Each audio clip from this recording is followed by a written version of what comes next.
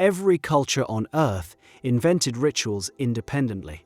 Every single one, separated by oceans, mountains, centuries, and they all landed on the same behavioral technology.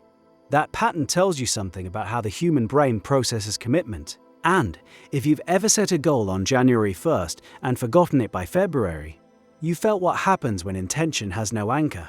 Think about the last time you made a decision that actually stuck. Chances are, something marked the moment. A handshake, a signature, a toast. You probably didn't realize it at the time, but that physical act did something to your memory that the decision alone couldn't do. It gave the abstract thing a body. Psychologists studying goal setting have spent decades trying to figure out why some commitments hold and others evaporate like morning fog. The answer keeps circling back to the same mechanism: encoding depth. The more sensory channels involved when you form an intention, the deeper it gets written into memory. A thought you had while scrolling your phone at midnight sits in a completely different cognitive category than a thought you spoke aloud, while standing, holding something in your hands, with candles lit and music playing. The gap between those two experiences is where ritual lives. Ancient civilizations understood this without the vocabulary to explain it. When a Roman general crossed the Rubicon, the river itself was the ritual. Shallow enough to wade across in minutes, the physical act was trivial. The symbolic weight was civilization-altering. Caesar didn't need to cross a river to start a war. He needed his soldiers, and himself, to feel the irreversibility in their legs, their wet boots, the current pushing back. The body remembers what the mind rationalizes away. So why does modern culture treat ritual like superstition? We've kept the science and discarded the mechanism. We set goals in apps. We type affirmations into notes we never reopen. We treat intention like data entry, and then we're surprised when the commitment has the shelf life of a push notification. The research on implementation intentions, work pioneered by psychologist Peter Gollwitzer in the 90s, shows that simply deciding to do something produces a success rate hovering around 20 to 30%. But when people attach their intention to a specific time, place, and physical action, completion rates double or triple. The intention needs a stage, a context, a moment that feels different from the ordinary flow of the day. That's ceremony. Stripped of the incense and the Latin, that's what ceremony has always been. Consider what a wedding actually does. Two people have already decided to spend their lives together. The legal paperwork takes 10 minutes. The ceremony takes an hour, costs thousands, involves coordinated clothing, rehearsed words, an audience, rings, music, and a specific physical sequence performed in a specific order. All of that effort for a decision that was already made. Wasteful. The divorce rate for couples who elope versus couples who have full ceremonies tells a different story. The ceremony doesn't create the commitment, it encodes it at a depth that casual decisions can't reach. Your brain processes ritual differently than routine. When you perform an action that's marked as special, slower, more deliberate, involving unusual sensory input, your attention narrows. Distractions fall away.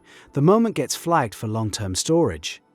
This is the same mechanism that makes traumatic events so vivid in memory, except ritual achieves it without the trauma. Deliberate solemnity hijacks the same encoding pathway that fear uses. One destroys you, the other builds you. And this explains why journaling works for some people and fails for others. The people who sit down at a specific time, open a specific notebook, use a specific pen, and write by hand in silence, they're performing a ritual. The people who thumb-type 3 sentences into their phone while waiting for coffee are filing a report. Same words, potentially. Completely different cognitive impact. The ritual version signals to the brain, pay attention, this matters, store this deep. The casual version gets processed at the same priority level as a grocery list. You've experienced this without naming it. Remember the last time you cleaned your entire apartment before starting a major project? That cleaning was a ritual. You were preparing a space, physically and psychologically, to hold a new intention. The organized room told your brain, something is beginning. A transition is happening. The old phase is ending and the new one needs a clean surface. Japanese tea ceremony takes this principle to its extreme. Every movement prescribed, every object placed with intention.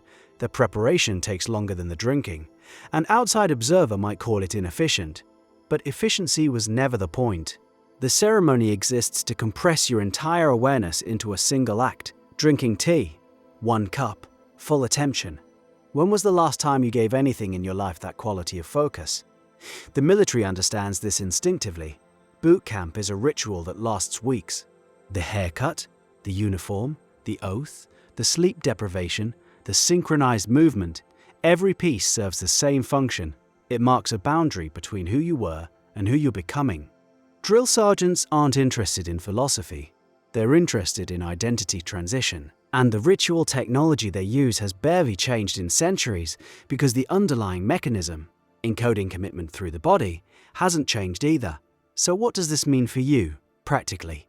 It means your morning routine is either a ritual or an accident, and the difference matters more than the specific habits you choose. If you wake up and immediately check your phone, your first ritual of the day is submission.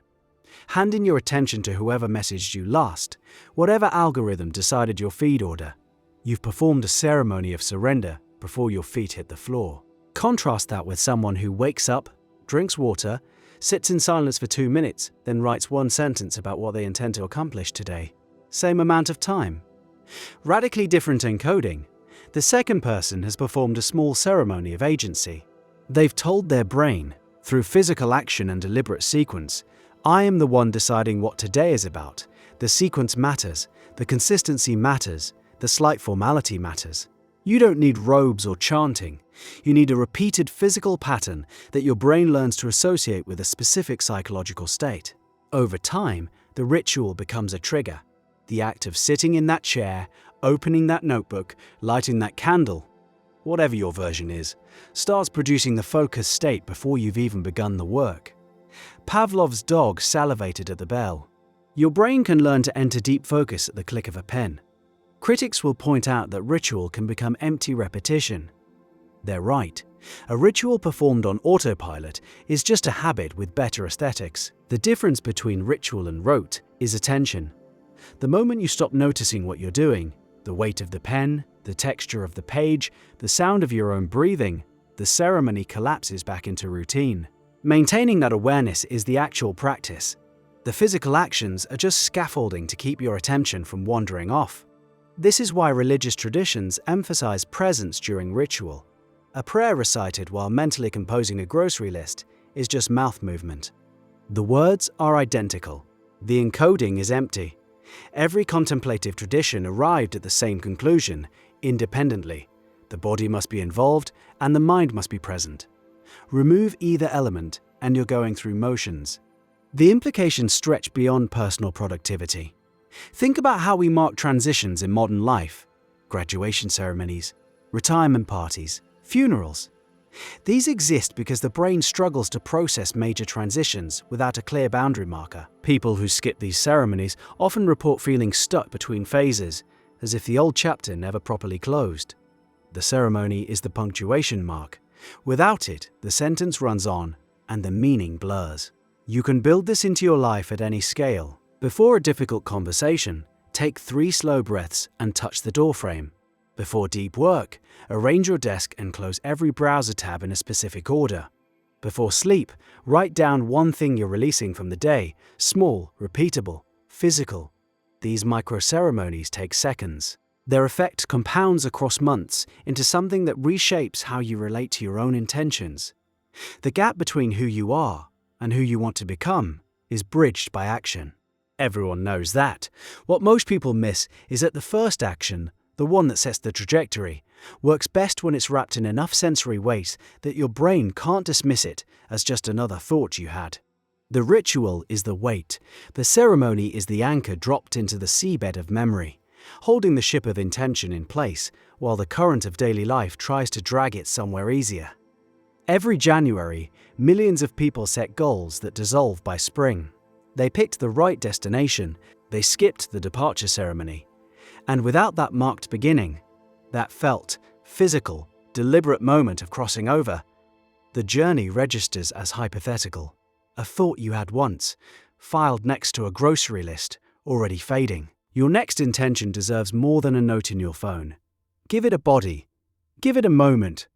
Give it the weight of something you did, with your hands, in silence, on purpose.